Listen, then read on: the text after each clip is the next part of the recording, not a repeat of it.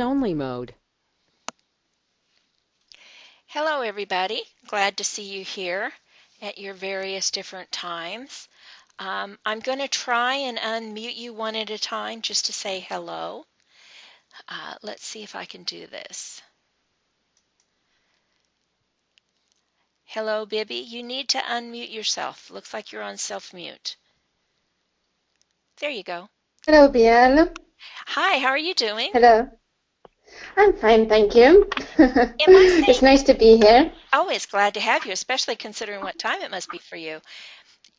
Yeah, I decided to not to sleep tonight, so I've been up. I can't miss this one more time. Oh, well, thank you very much. I'm glad to have you, and I'm glad that we can hear you. So if you have any questions or anything, you can raise your hand. Okay, let's go to Brenda. Hi, Brenda. Good morning. Can you speak today? Good, good. You can. That's great. I'm glad that you're here with Yes, us.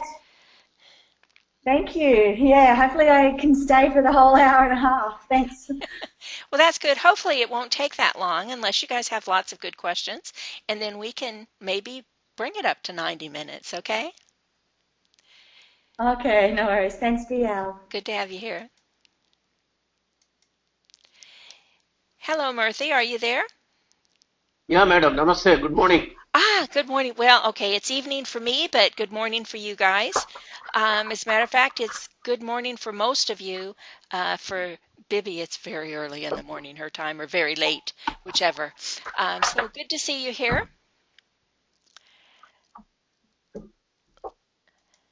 Hi, Tracy, you there? Hi, BL. Hi, Great. BL.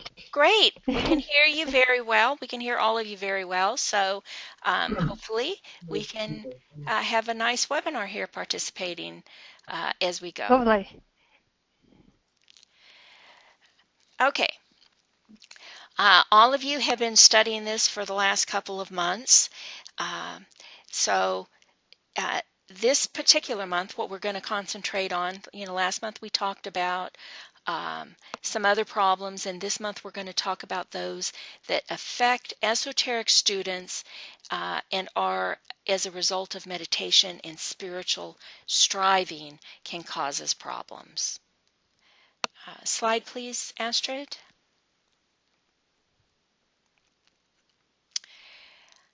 What we need to remember is that, organic problems or accidents aside, the problems that we all face is really just one of energy. We're this very complicated energy system on multiple levels. Some of them we have control over, and some we're still learning to balance, like our emotional and our mental systems. Some we're trying to develop, like our soul energy. Added to the mix, we are impacted by various energies of everything else in our universe, from the other people who are in our sphere of influence to our country's politics. That's big stuff going on right here in this country with that. To the energies that are streaming in from the other planets in our solar system and beyond. So it's the relation or non-relation of forces, the clashing of these energies, and our inability to handle some of this inpouring forces that can have a destabilizing effect on us until we learn to control our energy systems. I love this slide that Leonie, all those different systems trying to work together. Let's stop for a minute here because I want to say hi to Rachel. Hi, Rachel. Can you hear us? Hi. Hey, good. We can hear you good too. That's great. Everybody, we can hear great this evening. So if you guys have questions, just raise your hand, okay? All right. Next slide, please, Astrid.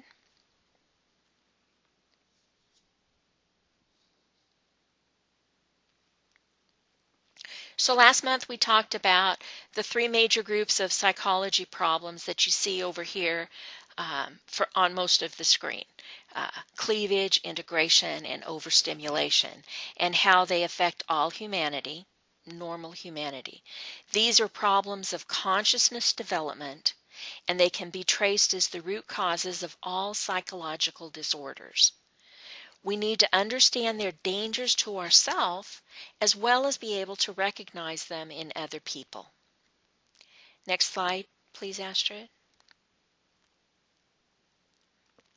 Okay, today this is what we're going to be covering. Problems of people who are living a spiritual life and have therefore accelerated their consciousness development.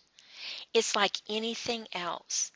As we expand any skill set that we have, as we learn any new thing, we've got this learning curve.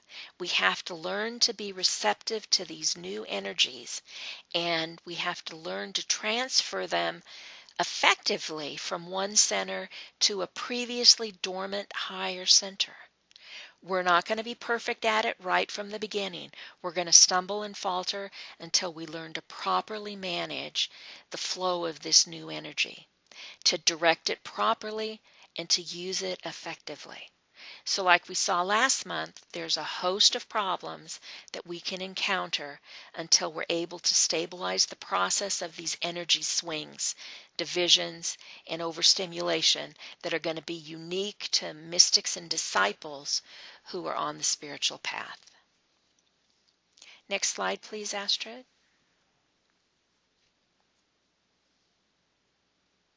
As we've talked about before, ordinary man is ruled primarily by his lower cravings and desires for food, sex, and comfort.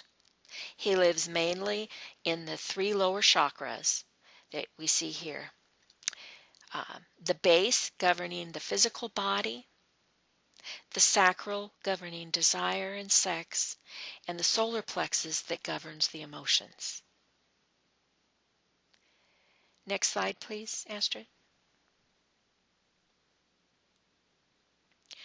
Once we begin to follow a spiritual path, the energy wells up and it expands in these lower chakras. The first transference occurs between the sacral center to the throat. The second transference, the solar plexus, transfers to the opening heart center. And the third transfer is the base to the crown. Next bullet, please, Astrid. This is an ordered transference where the energy from the lower chakras transfers to the higher, and it's one of our evolutionary goals to actually work through these higher chakras. Next slide, please, Astrid. Okay, let's look at these transferences in a little bit more detail here. The first transference, the sacral to the throat, happens about the first initiation. The spiritual path beckons to us, and the aspirant cleans up their sex life. This is a difficult time lasting several lifetimes, and the energy fluctuates back and forth. Astrid, next bullet, please.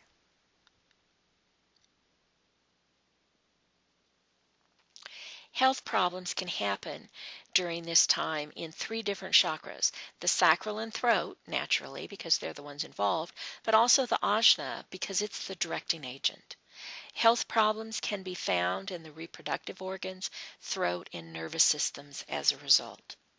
The throat center is one of creativity, and it needs to be expressed some way through writing or speech or other creative activities. Repression of the sexual nature can actually lead us to cancer. And as we continue to purify our lower appetites, then we gain control and we can take that first initiation. The physical plane appetites can then be controlled, and we now focus on the next step ahead, which is our emotional life. Astrid, next slide, please. The second transference is the solar plexus to the heart as we purify our astral nature. We're becoming more powerful and creative, we're evolving, and we actually develop group consciousness as that heart center awakens. although we still have primarily selfish motives. What can the group do for me and how does it fit into my plans?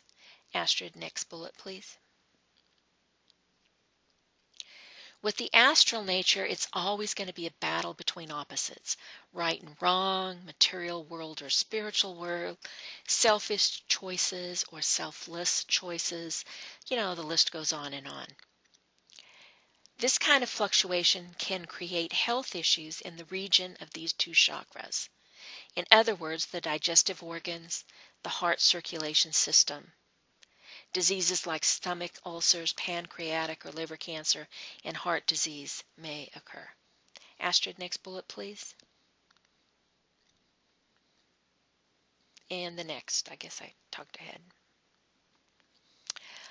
Gradually, the soul is going to assume control of the desire nature, and an inner peace can be achieved then. Personal desires gradually diminish. The battle between the opposites is won, and the person is then ready for the second initiation. Next slide, please, Astrid.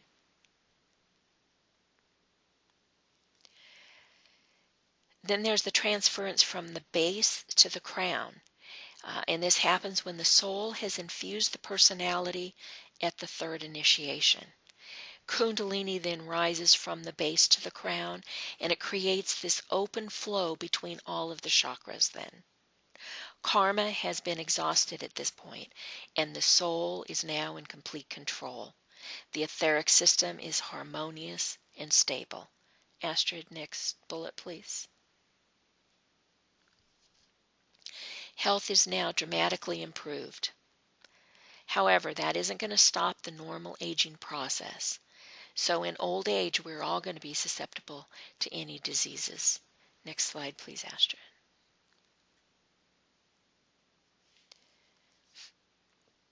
Okay, so what are the therapies for these issues here? First and foremost, don't brood on the physical condition or the region of the transference. That's only going to stimulate it more. You got to take your mind away from it. And don't try any unnatural methods. Spiritual discipline, right detachment, meditation, selflessness, harmlessness, and service, all of those are going to help stabilize this fluctuating energies because those are right actions. Esoteric healing and chakra balancing may also help, but only with people who are trained in this particular area. Okay, before we move on, does anybody have any question about these three transferences and what can happen with them? No? Okay. Next slide, please, Astrid. Before you leave this, a comment that you might want to address. There are a lot of people around where I live who claim that they can open chakras, move the energy in chakras, and quite frankly, I don't believe any of it. And I do think there's a lot of danger in someone trying to do that. What's your thoughts? I think that's a very good point to make. And it is a point that I've made last year when I talked about the etheric body and we first introduced this. Trying to artificially do this can absolutely burn your body. Your body has to be naturally prepared for these energy transfers. You have to have developed the higher chakras enough to where they're awakened and can handle this energy. And if you try and do it artificially, if you try and do it in the wrong order, you can cause absolutely serious damage, especially this artificial raising of the Kundalini. That's one of the most dangerous things because your body has to be prepared. It's like taking a scalding pot of water and trying to make a cup of tea in a really thin plastic container that it is just going to melt when the water comes into it. You know, you have to be prepared for this flow of energy. And that's only done through slow and correct spiritual discipline, detachment, meditation, harmlessness, the commandments, following the commandments, living that spiritual life, and self-forgetfulness. It's all part and parcel of the slow way to do it. But I don't trust any of these people who promise you a quick fix. Now, that said, there are esoteric healers, and there are good ones, but they know what they're doing. They know the proper way to, they have the capability of seeing your energetic system, of seeing where the blockages and congestions are, of seeing where the problems are that need to be dealt with. It's just like a good masseuse, a good Reiki master, a good master of reflexology, a trained medical professional in whatever avenue they use. They know how to recognize the signs of where the disease is, where the problem is, where the blockage is, and they're trained in dealing with it properly. And most of them are doing that from the soul level. They are not doing it from a personality level. They're not doing it from a point of glamour that could cause more damage than it could cause good. So I hope that emphasizes the point that you were trying to make, Astrid. And if anybody has anything else that they would like to say on the matter. Thanks, Leanne. Okay. No, I don't see anybody else. Okay. All right. I just have to strongly caution you. Slow and steady is what wins the race. There is no fast way of opening our chakras or evolving. There's no quick fix. It's the school of hard knocks. Learn the lesson, rise above it, express the soul, and that's what gets us there. So, next slide, please.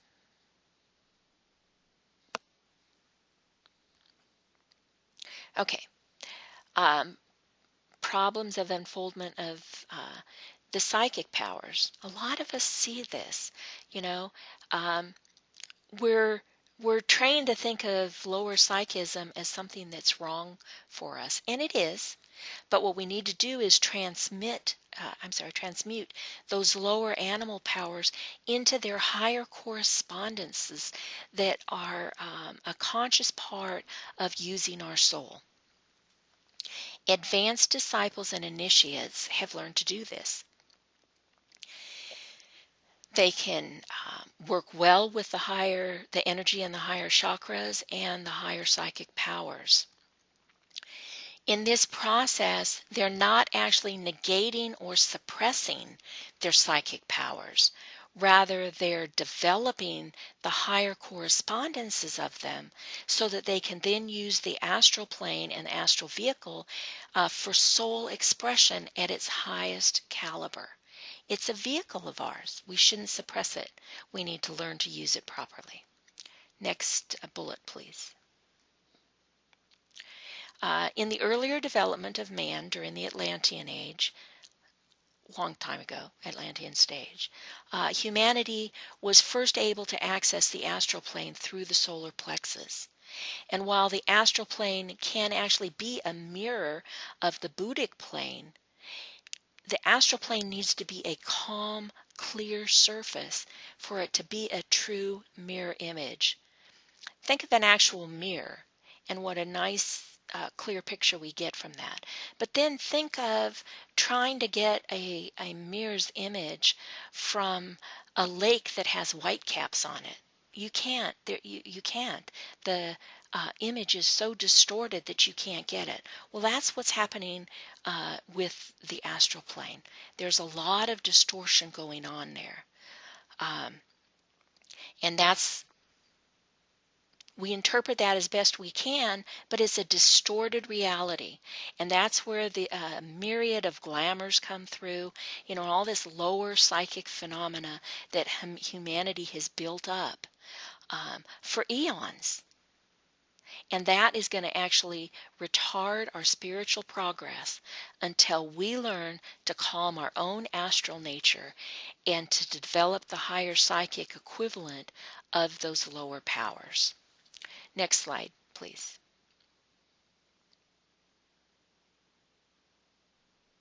Okay, let's just take a few minutes and actually look at this slide here. It's really a great slide. On the left-hand side, we can see here that our animal instincts served their purpose as we developed the five senses. And then you go down, those corresponded, the instincts, and then the senses, and then the lower psychic powers. See how they actually correspond? A to A to A, B to B to B, self-preservation to touch, to clairvoyance, sex to hearing, to clairaudience, herd instinct to sight, to mediumship. There is a correspondence there. They not only correspond as we go down, they also correspond as we go across. So the human self-preservation became creative self-preservation. Sex became human love. Herd instinct became group activity, gregariousness, meeting with people. Curiosity became inquiry, analysis, self-assertion. And then look how that touch and contact, hearing and sound, seeing, it put things in perspective for us. Taste allowed us to discriminate between what we liked and what we didn't like. Smell became emotional idealism. And that corresponded to our extension. We could see things through our vision. We could hear things around us.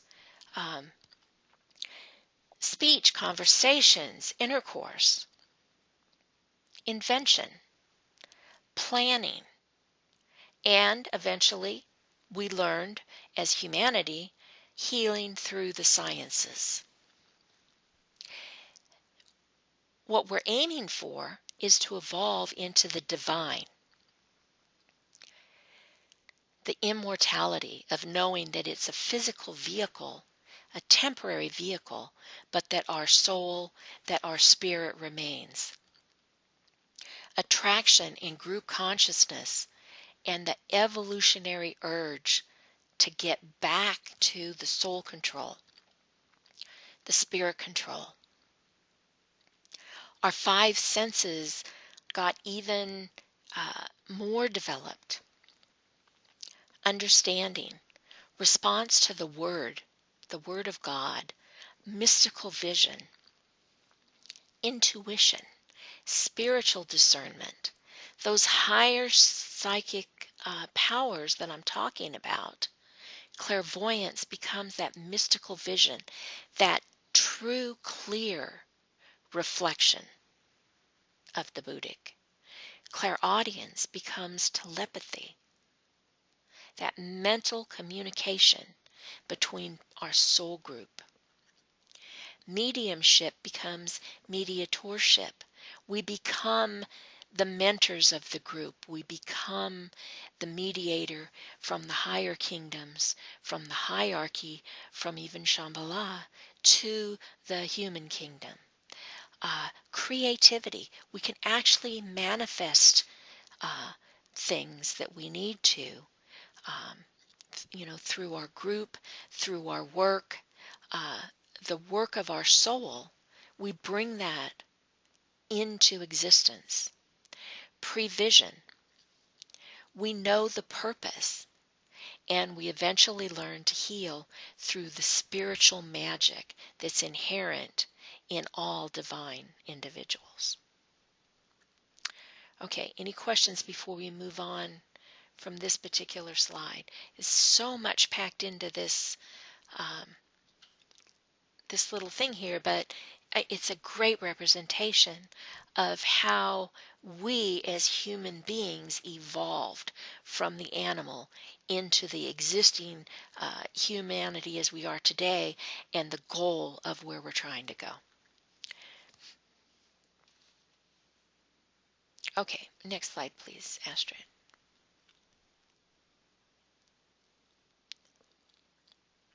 All right, so we actually had the problems a slide before that, but how do we deal with the psychic problems or advise someone who may have them? We want to use the mind, and we want to think things through as much from the soul as possible. Remember, the soul is there on the higher mental plane. So it is the mind that is going to help us. It is the soul that's going to help us get through to discern the actual reality. We need to cultivate a spirit of true humility. We need to reject the glamour that we're special or superior just because we got religion, just because we may be hearing voices, just because we think that we're more advanced spiritually than anyone else. Most of that is glamour on our part, and we need to get over ourselves. So if we cultivate that spirit of true humility, this is going to close the solar plexus center, and it's going to close the access that it grants to all those distortions from millennia that are hanging out there still on the astral plane. The true disciple, working from the soul, is mentally polarized and therefore free from the delusions and reactions of the solar plexus and the astral plane. Next slide, please, Astrid. Okay, more problems. Mystical vision is the process of sensing the goal. We're going to contact that ideal and vision the many symbols that are going to veil the soul. Okay, the mystical approach is actually the right way for many of us. We actually have to develop that compassion and the divine aspiration of the mystic. But like anything else, we have to be careful because this can also open us up to hallucinations and fanaticism. Astrid? There we go. So the problems involve devitalization of ourself, delusions, and delirium. That devitalization occurs when we live in our own private little idealized world and we're not being grounded or practical. You know, I'm spiritual and therefore I can't deal with regular life. Delusion is when we make a mistake, when we mistake a vision or a dream. You know, we blow it way out of proportion. Delirium is where our emotional imaginings actually interfere with our ability to think rationally. And in extreme cases, this can manifest as schizophrenia, paranoia, disassociation, or even possession. Scary things there. Next slide, please, Astrid. So recommended therapy for this kind of problem is to create doubt in the mystic, something that's going to offset their isolation and devotion that is actually leading them to be this unbalanced mystic. We want to encourage a normal physical life, outside interests, and the importance of fulfilling their normal obligations and responsibilities. You know, DK tells us over and over again, we're put in the work situation, we're put in the family situation because of the work that we're supposed to be doing with these people. You can't just say, oh, I'm a mystic today, and put everything else aside. Next bullet, please. And for those where it's gone so far that we have the extreme cases of the schizophrenia or delirium, you have to try and be as practical as possible with these people. But the bottom line is it's probably going to take a new incarnation to rid them of the problem. Sometimes the damage is too far gone. So do what you can to ground the person, help them with constructive service. And that's about all we can do at this point. Any questions before we move on? Okay, next slide, please, Astrid. Next are the diseases that are connected with group thought. And first and foremost is the problem of criticism. Poisonous thoughts, untruths, even misperceptions, destructive gossip, jealousy, frustrated ambitions, and a host of other personality things like this can and do derail group activity.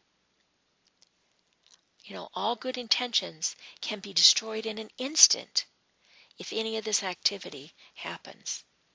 And if it continues, it can actually fester and grow so far out of proportion that it can literally kill the leader and impede the group progress so much that it fails entirely.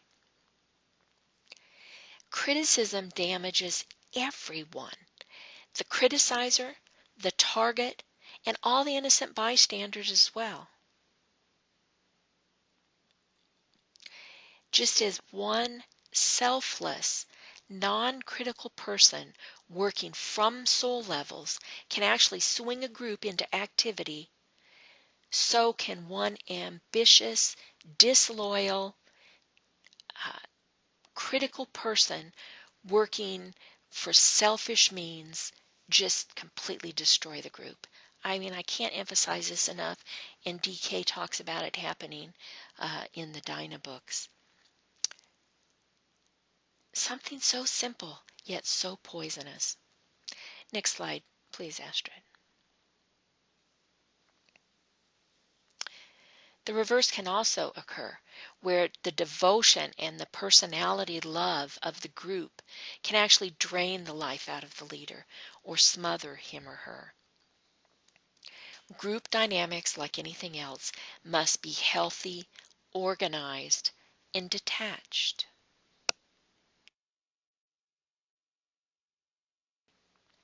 Next slide, please, Astrid.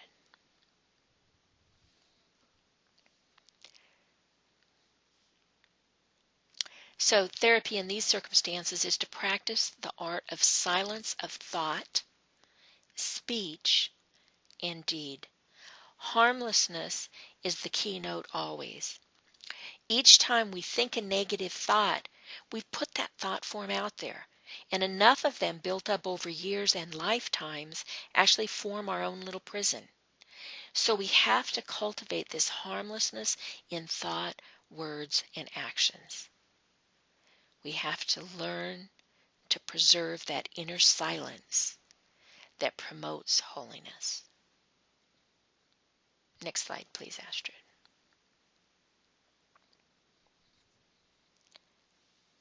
Okay, well, I guess I need to talk about this slide for half an hour, don't I? I don't have any questions here. We've talked about the 4 problems that are encountered by mystics and disciples, specifically because they're living a spiritual life and they're unfolding their higher spiritual powers, those psychic powers. We can and do have energy problems as our higher centers are awakened and the imbalance of energy that causes. We can have issues with lack of discrimination as we develop our mystical and psychic problems, and learning to work within groups, which is the heart of soul work. all of these bring a number of problems to us.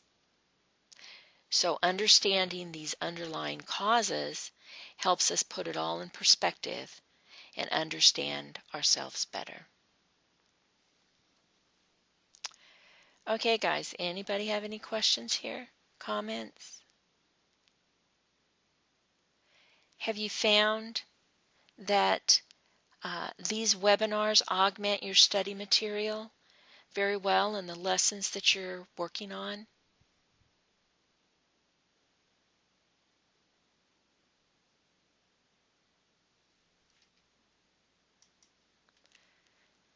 Yes, Tracy.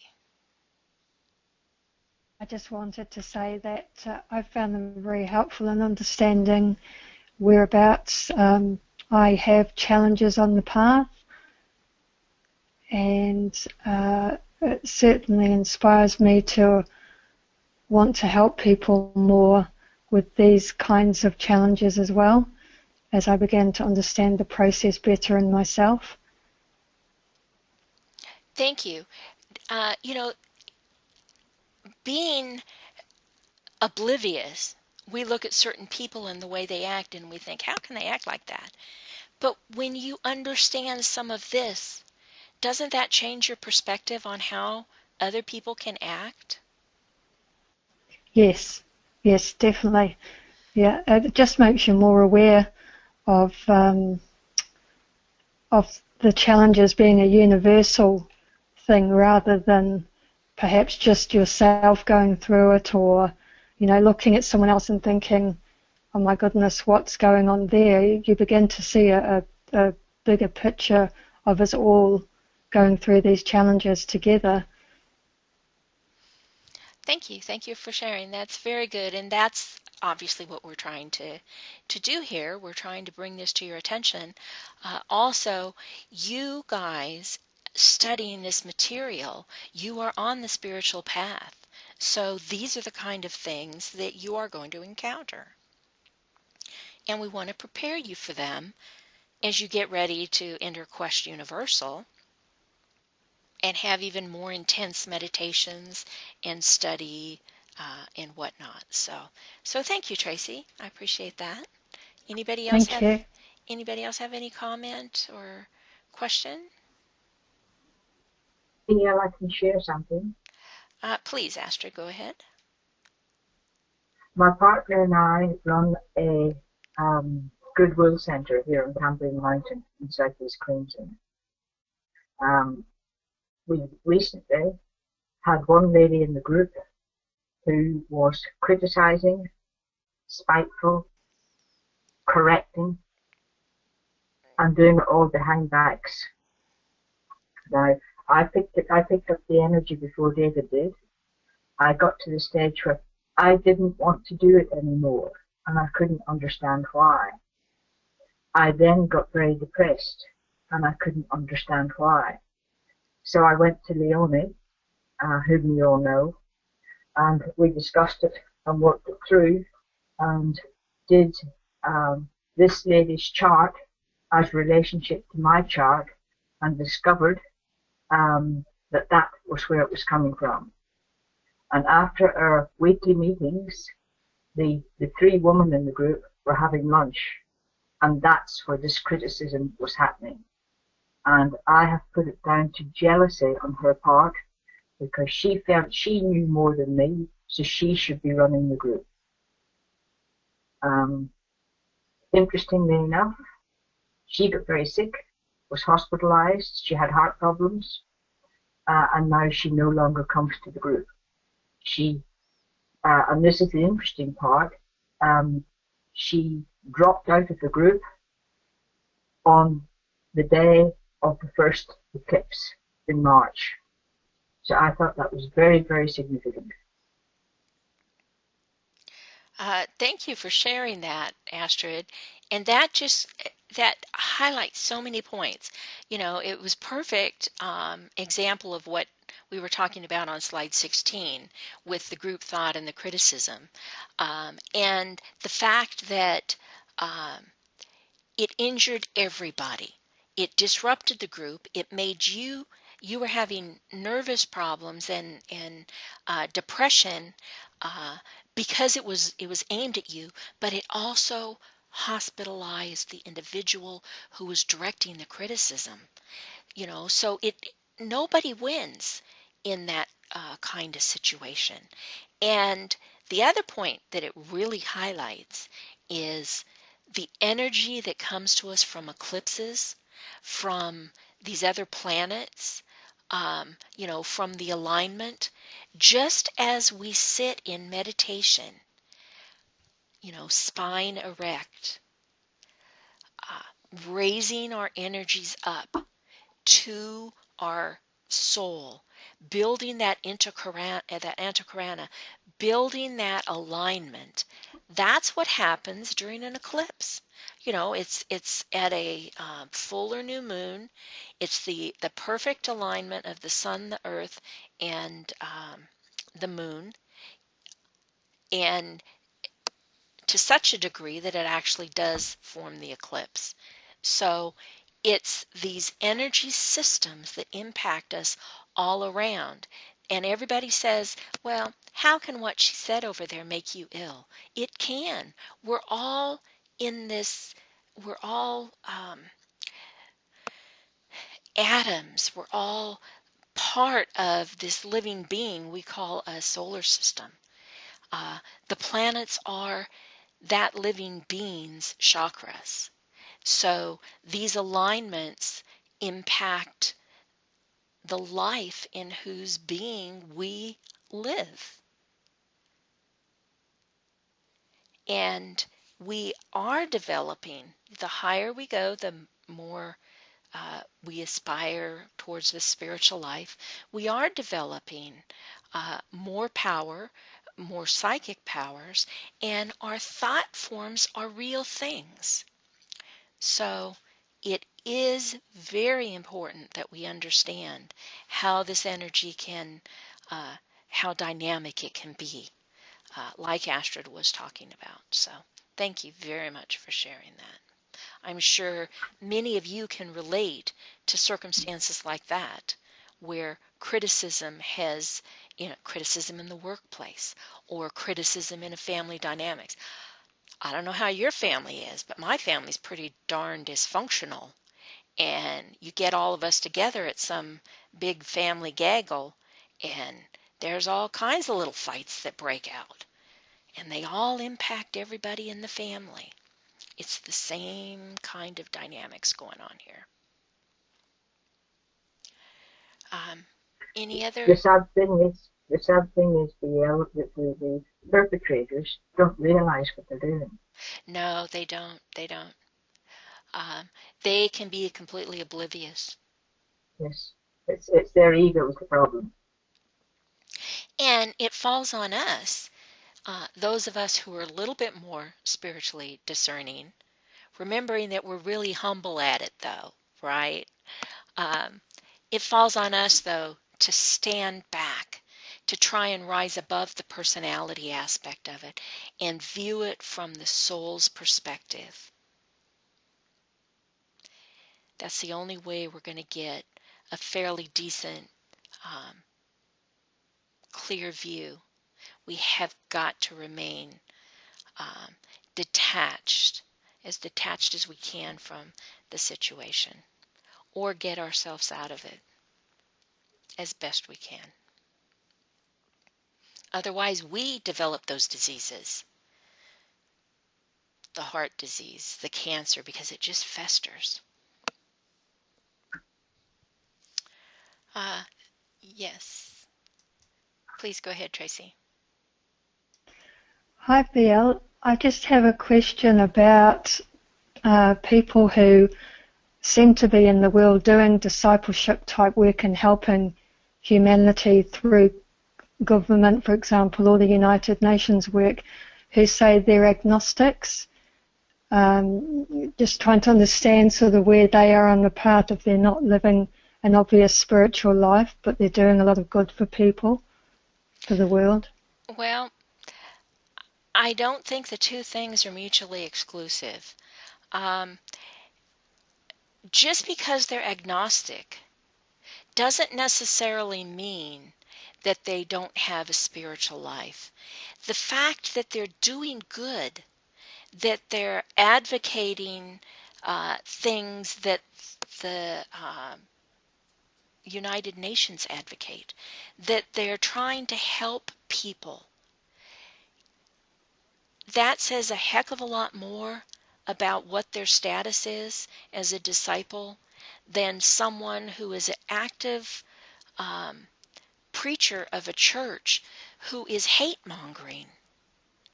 You know, the Islamic groups, the extremist groups who, in the name of their religion, whom I am told by clerics of their religion that is a perversion of the teachings, you know, they think they're very spiritual, but they're doing harm.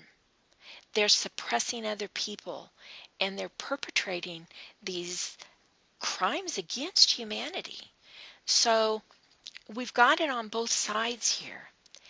To me, it's more about the pureness of our heart and our motives, the selflessness of our motives, the good that we're doing to help raise other people above and beyond, without that outward churchy entity, if you understand what I mean by it. Some people, and I think I'm one of them, absolutely had to have a non-church going environment. Mine was forced by my mother. She was raised a staunch Catholic and she rebelled against it. So she wanted us children not to have any religion, so we could decide on our own and make up our mind. But what she taught us was to respect all people, to love all people, to treat everybody with the respect that we would want done. So while she wasn't a go to church every Sunday kind of a person, in her own way she was very spiritual. Okay, so that to me is the way I justify it. And sometimes we need that. I think because I have a race 6 personality, that if I had been raised in a church, I would have been so devoted and, you know, I would have drank the Kool-Aid at whatever church I was at. But because I wasn't, I am now open because my mother raised me to be open to all religions. My mother raised me that all paths lead to God, but I don't have a set dogma that takes me there. So that's... Could it be true as... Sorry, BL. Oh, no, go ahead. Yeah. Could it be true to say as well that if someone didn't feel like meditation was the right path for them, but they were quite intuitive and insightful, that they were still on a spiritual path? I would say that's true too. There are a lot of people who are doing good in the world, but they're focusing on what they need to focus on. And I think their work, their lasting legacy to the world, will speak to itself. So I hope that answers your question. Yeah, thank you, BL. Please go ahead, Brenda. Yeah, just on that, I'm currently doing William Meader, Death and Interlude between two activities. He has a lot of little workshops that he then tapes, and I look at them. I think he's fantastic. He's so simple and plain. But he talks about, just on Tracy's point, he talks about things like Buddhism as a transition form when a soul gets into a rut and then they become too religious and can't get themselves out. And he says, you know, that the soul has come into a rut because he's not using the higher mind, and could incarnate as an atheist or agnostic, just to bring balance to the soul. So there's a whole level of stuff that we need to put into the whole picture. It's so holistic, isn't it? Right, right. Thank you. That's a very good point. Sure, it's, as you say, there. We don't get it right in one life. We have to have multiple lifetimes. And so, yes, there has to be some way to get us out of some of these ruts that we can get ourselves into. So that's a very good way of putting it.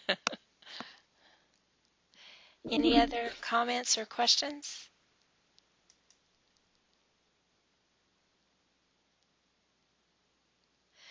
Well, thank you guys.